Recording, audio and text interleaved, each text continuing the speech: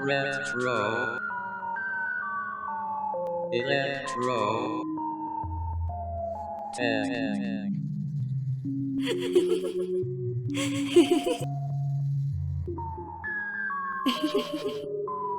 Greetings once again, ladies and gentlemen. This is Retro Ernest of Retro Electro Tech, and I'm giving you a bird's eye view here of what I have going on as I start the recapping process on the Yamaha EMX 5000 12-channel powered mixer. And this is not your grandmother's powered mixer that she used to mix up that pancake batter with. This is a powered mixer from a whole other audio universe. So, what do I have going on here? Well, what I have going on here is what I mentioned in the closing part of the previous video, where I said that I had to wait on a few capacitors to arrive that I did not have in stock. So I have everything here that's going to be used to recap the switch mode power supply board here, and the amp section over here. So everything is just kind of being staged.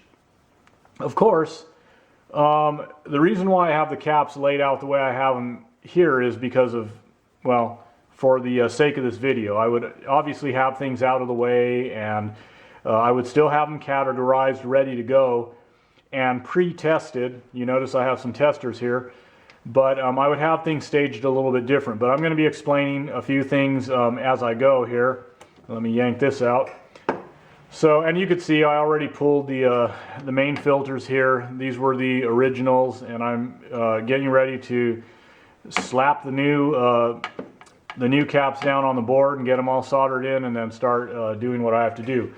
And also too, the reason for the testers is because I've mentioned before that I go through and perform some quick down and dirty pass-fail testing on components before I place any inside a piece of equipment.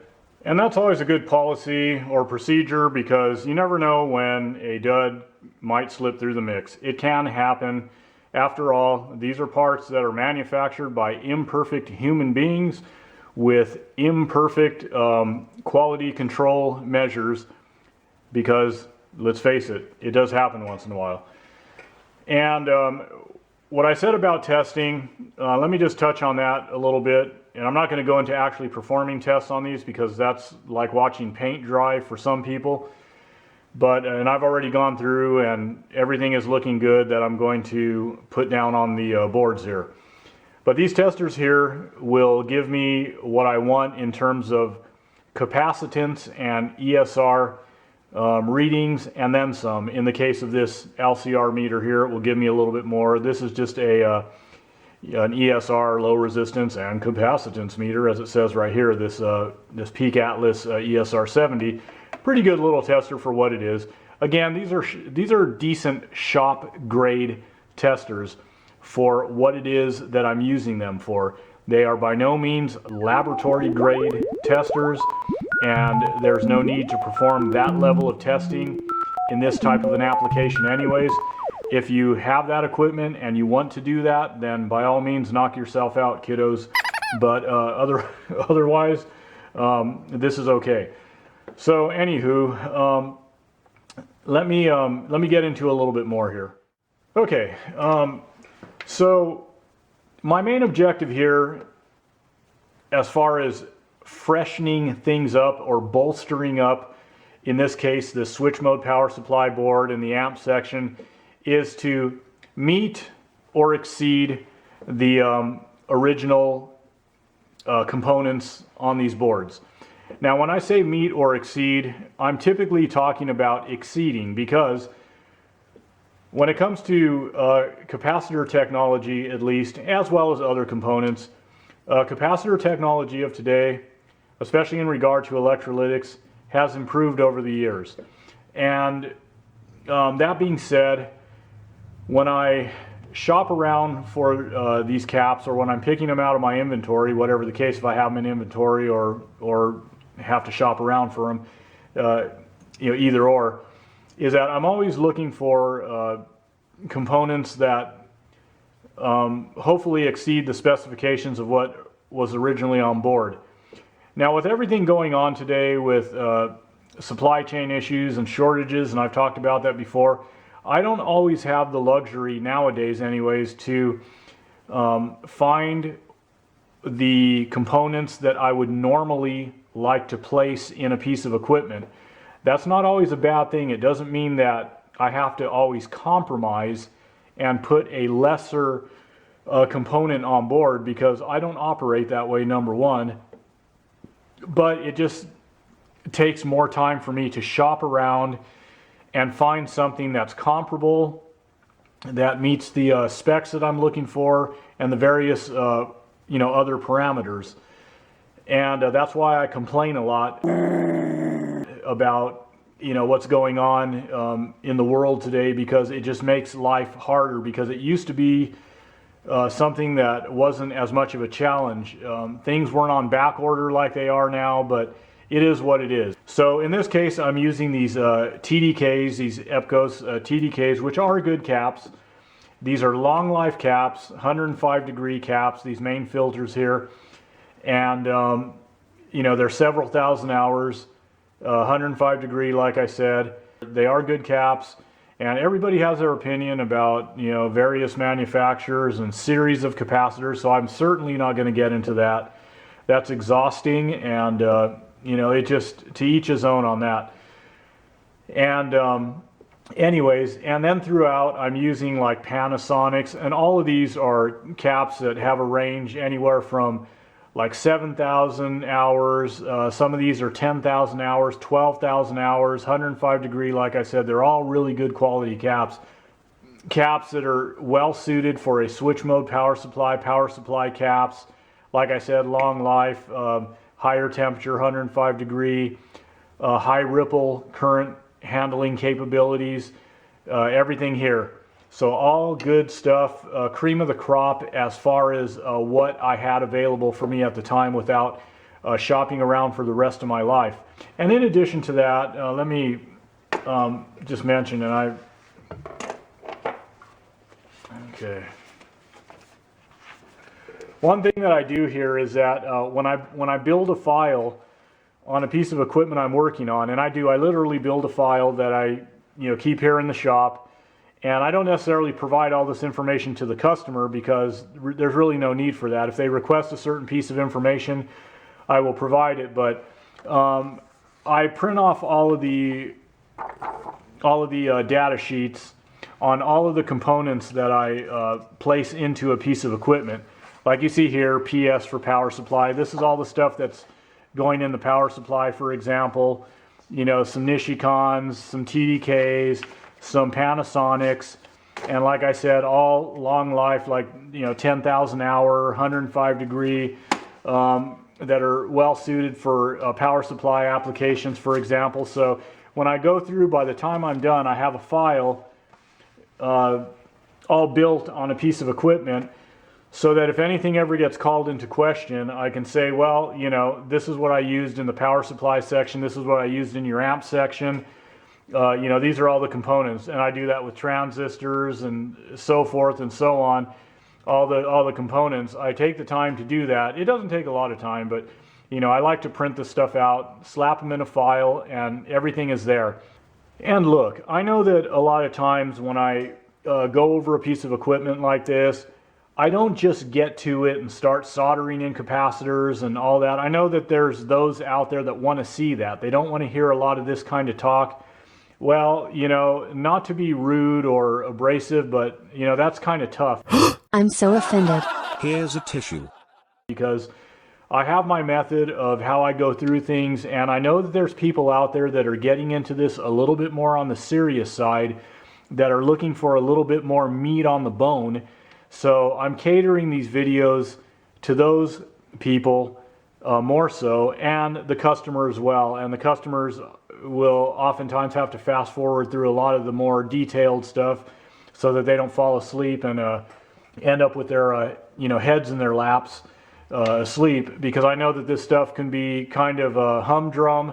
But for those that are seeking the information, that are looking for more detail, and that want to know what it is, you know, that I do in terms of the process, and you know, what are good choices and why I choose what I choose. Well, that's why, because I'm going for optimal quality in the components that I place in equipment based on what I can find in this day and age with, again, supply chain issues and all that. But I still don't compromise, even if I have to shop around a little bit more, as much as I hate to sit on the computer and shop around for this stuff.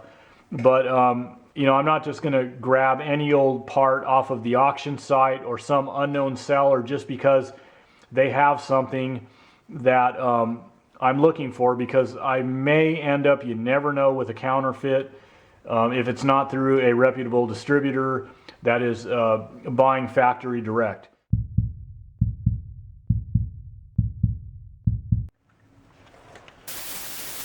Retro Electrotech to Alien Electronics Base. Do you copy? Yes, Retro. Ernest. Can you scan all of these electrolytic capacitors on the Retro bench for counterfeits? Over. In progress. None detected. Copy.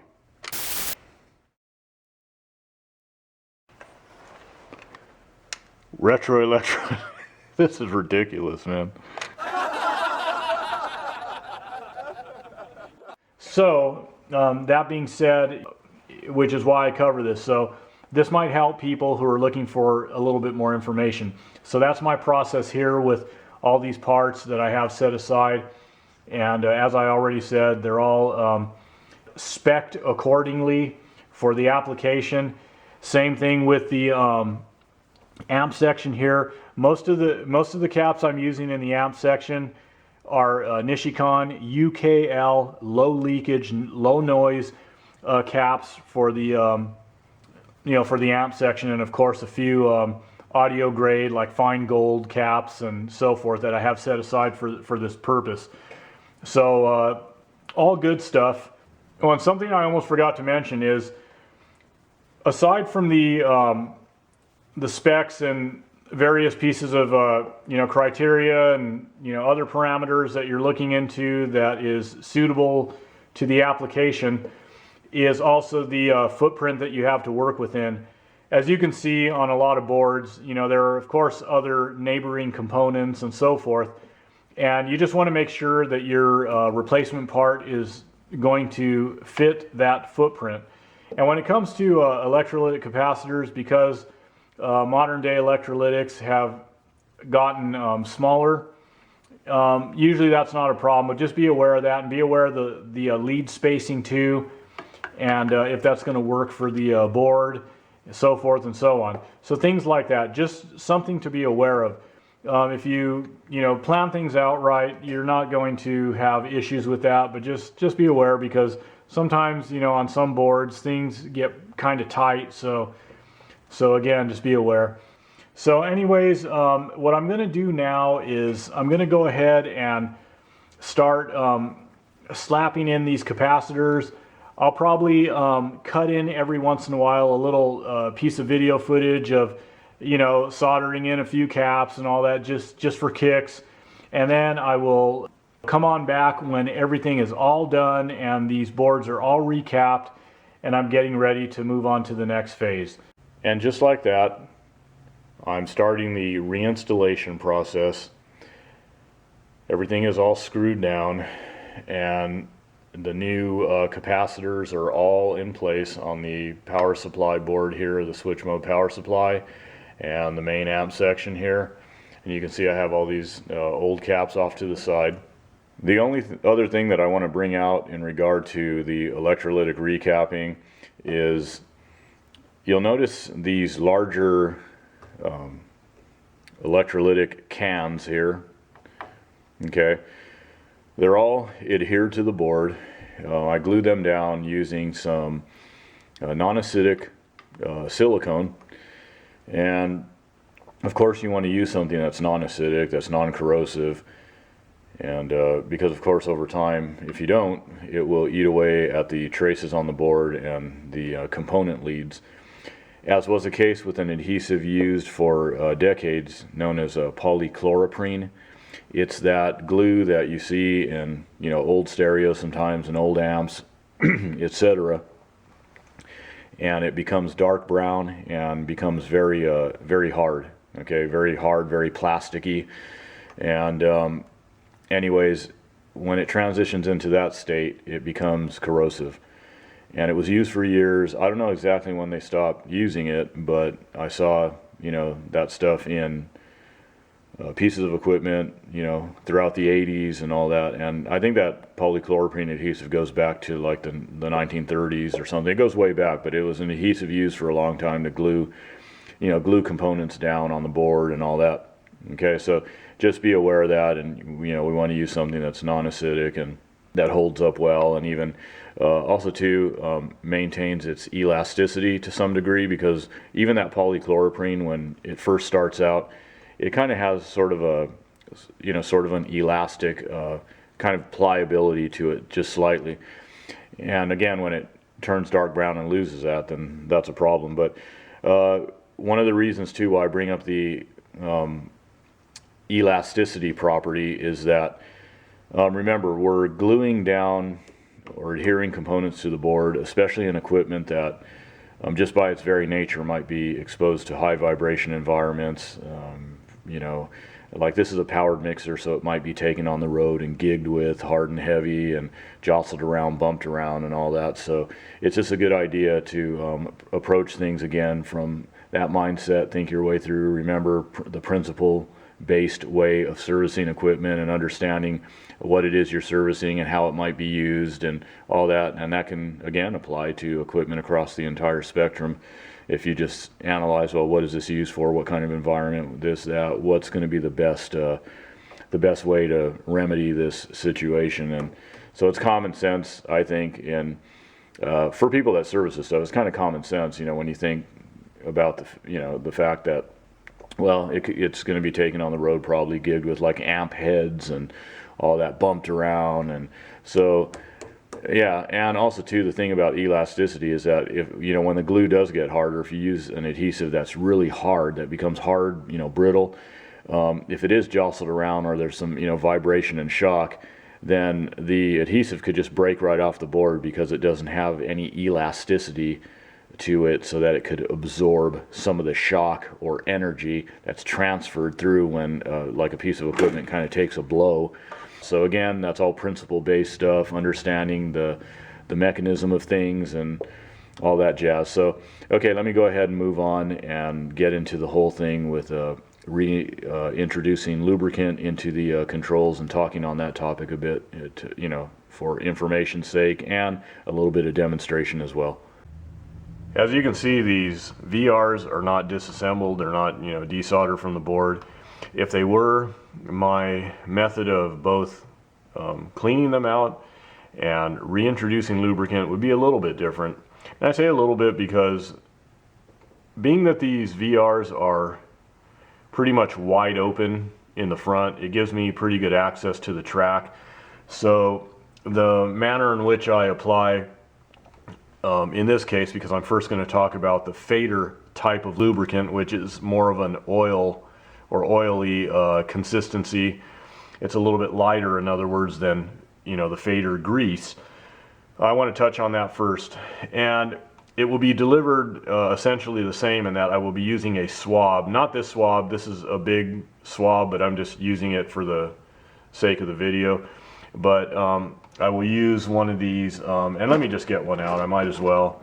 One of these little micro swabs or micro applicators that you can find all over the internet that are used in the cosmetics world.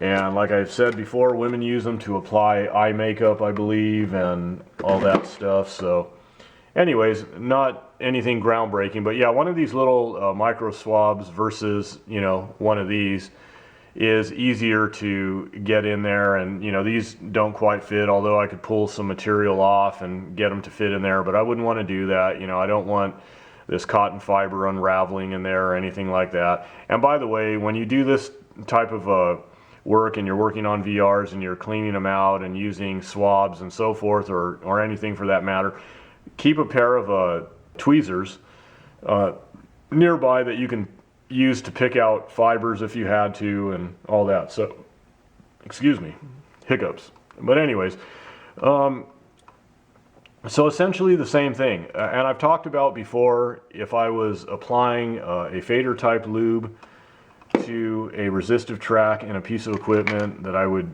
because of its consistency, I use, of course, a syringe type of bottle, a needle applicator, and just place a little bit of, again, a drop or two, no more than that, on the on the swab there, and then just wipe it right on. As a matter of fact, let me just do it here. I'm just going to wipe it right onto this control here.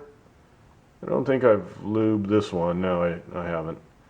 And just brush it on. Nothing to it. It's just, a matter of producing a nice thin, very thin film of lubricant and, protectant to the resistive track and, the wiper contact there. So we want to keep that all lubricated and protected, okay? We want good connectivity, and we want nice, smooth travel of the VR, okay? Of the control. We want nice, smooth travel.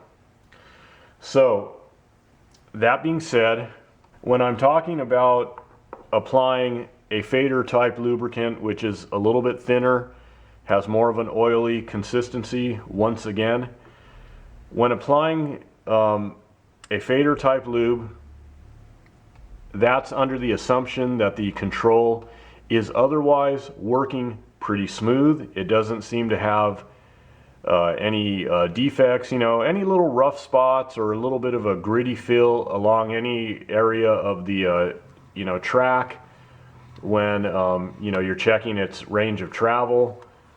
And of course, the VR needs to be functioning properly electrically. We don't want any, like I say, when you're checking it with an analog meter, we don't want to see that analog needle, that mechanical needle. In other words, we don't want to see that mechanical needle getting jittery, jumping around, getting erratic, dropping out entirely, where we're just losing our signal. Because in that case, if a control doesn't respond favorably to whatever type of clean, whether it's a flush type of clean or whether you're going in deeper and disassembling the control, there comes a point where if the VR or potentiometer is just non-responsive, then you got to make that decision to let it go, get rid of it, and move on. But again, when there's just a little bit of defect, it works otherwise, and I'm talking more defect in the feel of it. It's along its range of travel, there's just a little bit of roughness, or maybe it's just, you can tell that there's a tolerance issue with maybe the way it was built. It has a little bit looser feel to it. Maybe it kind of wore out that way. Maybe it loosened up as it kind of wore a little bit, and so forth and so on. So the picture that I'm trying to paint is that the feel of different VRs, even neighboring VRs, may be different to one another, and you have to adjust things accordingly, adjust the feel, that is. Again, which is why I'm saying all but the worst of the worst when it comes to feel, I use a fader type lubricant because that gives enough lubricant and protection. And these controls actually feel pretty good still, but they feel a little bit lighter than a couple of these controls over here that I had to use a little bit of a damping grease with to give them a better feel than they had originally, because they did have a little bit of a rougher feel to them, okay, these first two pots especially. So I ended up using let me reach over here. I ended up using a fader grease by Deoxit, okay, so their brand. But essentially, you're just going to want to use a really high quality silicone grease, and I'll talk a little bit more about silicone grease and silicone-based lubricants to dispel some stuff that floats around out there and all that. But anyways, the point is that, so I used, it had the right viscosity and consistency based on what I was looking for, just to just to give these controls a little bit of help that were a little bit on the rougher side to begin with, as I pointed out.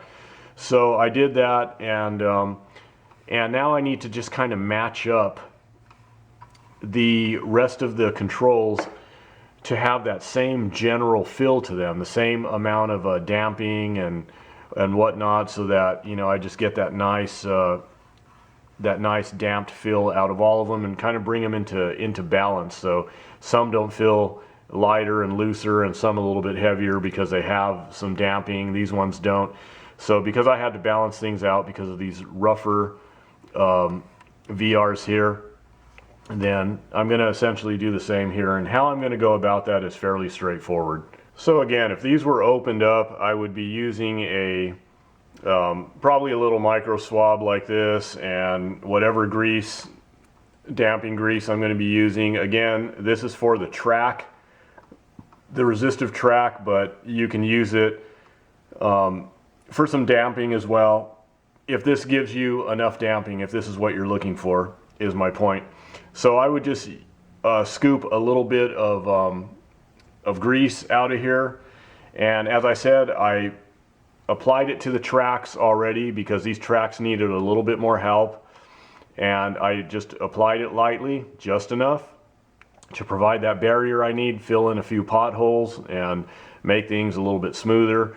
And then I also used a little bit of damping up under the lip of the opening here, just a little bit, just a smear of damping, because I wanted to take a little bit of the attention off of the rougher, gritty aspect of a few of these controls, and just kind of divert that feel over to a really you know, damped and smooth control. So most of the focus is on that rather than a little bit of a little slight bit of defect. And when I say slight, I'm talking about slight. I don't want to make it out like these things are completely rough and nasty and all that, because, you know, they're not, okay? But they needed a little bit more help. So that's the way I would go about doing that. If it was open, I would use, you know, a swab with some grease, and I would again brush some grease onto the body of the you know, that holds the wiper contact, you know, the body that the shaft here extends from.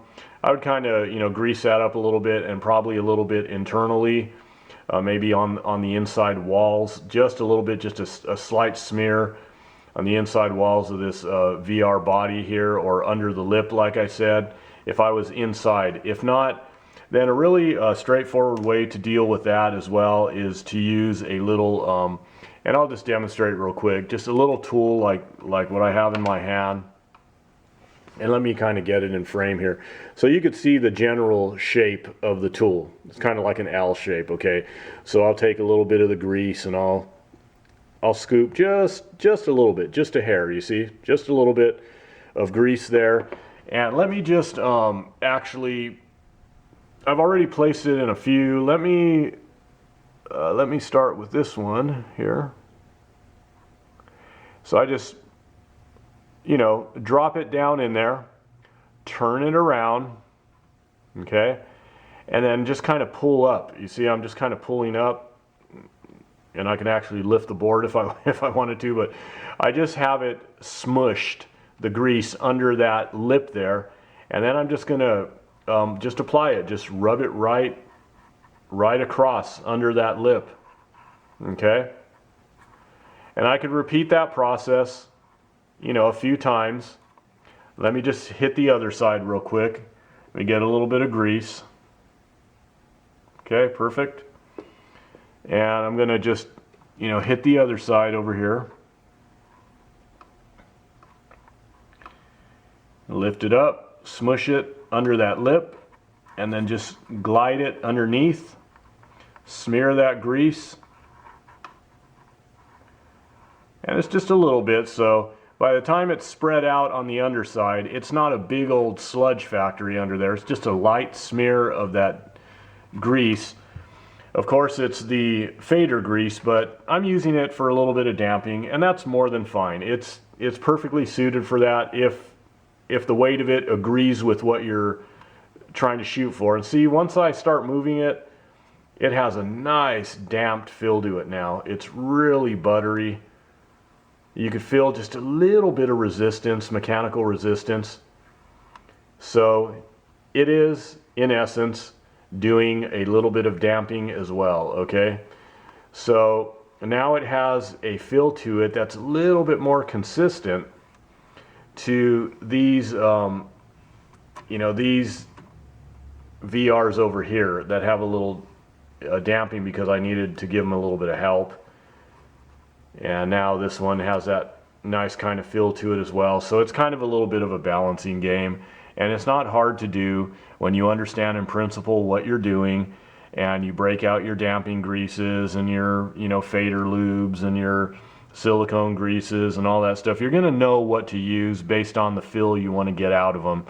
And as long as you're using a high quality, like I said, silicone grease versus a silicone based oil, a fader type lubricant, whatever, you'll be just fine as far as this application is concerned. And one thing that I just want to say real quick in regard to using high quality silicone grease and silicone based lubricants, it's fantastic stuff. It's like with any lubricant, you shouldn't apply too much or even too little. I've touched on that we don't want to see premature wear and tear on these controls because there's not enough lubricant and things are running dry, things are getting damaged and so forth and so on. And at the same time, we don't want to create a sludge factory. I get it. So it's not about so much the lubricant, although of course, as I always say, we do want to use a high quality lubricant, the appropriate lubricant for the control. That's not going to bring about any damage, at least that we're aware of, and so forth and so on. Okay, it's a big topic, but I will say that high quality silicone grease has been used in recording studios, on and within mixing consoles, as far as the VRs and faders, sliders, whatever are concerned, to give them that nice feel, that damping, to add protection and just to improve everything. That's nothing new. So people that go around and say, well, silicone grease, can cause problems, you shouldn't put it because it's too sticky, it's this, it's that. Well, damping greases, like I said, have been used for ages to get that feel to a control. So nothing new there. And yes, because of the more open nature of VRs, I understand that you have to be careful. You want to put a light amount. Once again, I'm re-emphasizing that, a light amount of whatever lubricant. Every once in a while, do your maintenance, go in there and blow out your controls. Have a can of air around. Cover your board or whatever. Things that can help that situation anyways, because that's just an inherent part of things. There's no getting around that. There is going to be some dust, a little bit of this and that, but we're not creating a sludge factory with the lubricants. Again, a high quality silicone grease or silicone based lubricant to service these controls is just fine. This nonsense about the dielectric aspect of silicone grease and that it will diminish or interfere with the signal of the control because it's going to form an insulative barrier between the wiper contact and the resistive track, because of its dielectric properties. That's all a bunch of rubbish. That's not how it works. Look at the science behind it, the chemistry and the studies that have been done on that topic. Silicone greases are just fine. They don't form a barrier, if you will, or get between the wiper and the resistive track, and again form an insulative barrier and don't allow the signal to pass and all that. That's not how it works. When the wiper contact is in contact with the resistive track, nothing gets between that and interferes with that in regard to the silicone grease or silicone based lubricant. So that's a bunch of nonsense, and there's debates always across the board with this stuff, so I never get into that because I know what works. I know what has been used for a long time in industry, by techs, the manufacturers and all that stuff, so I don't get caught up in a lot of that nonsense. So that being said, I want to move on And the next time I come on back, this thing will be back together and I will be pretty much ready to go into test mode and see what we've got. So here's our Yamaha EMX 5000 12 channel mixer, powered mixer, and I performed a safe power up on it, had it on the current limiter for a time, and everything did really well, so it's off the current limiter now. I've been injecting a signal into each of the channels and seeing what I have at the outputs, input versus output. Everything looks good, it's performing like it should, and I'm going to keep the demo part, at least the portion on camera, very short because this video has gotten long already. So I still have a signal injected into this. I have actually the signal coming off of the signal generator, a 1 kilohertz tone, feeding into the CD input on this board. And I'm going to just pan on over to the oscilloscope and just show that I have outputting from this powered mixer, and that was the problem. If you recall, there was no output because there was bad solder joints at the output. I went through and not only fixed up those solder joints, but I went through and reflowed a bunch of other solder joints, recapped this unit, the power supply, the main amp section, and went through and serviced the controls in depth. So anyways, what you see there on the scope is actually both channels, right and left. They're just laying on top of each other. So I'm going to max this out real quick.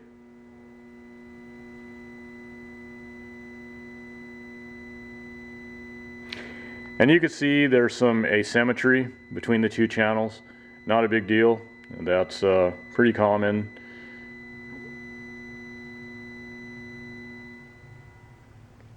So it's outputting just fine, and it's not a real over performer. I didn't expect that. It's pushing pretty close to its maximum, just a little shy of 500 watts per channel. And I have this going into a 8 ohm dummy load, 2,000 watt resistors at 8 ohms. So, and everything's looking good, like I said. So let me just cut it here then and say peace, love, music, and the vintage audio that brings it to your ears. And until next time, you guys all take care. This is a poor man's shoe production.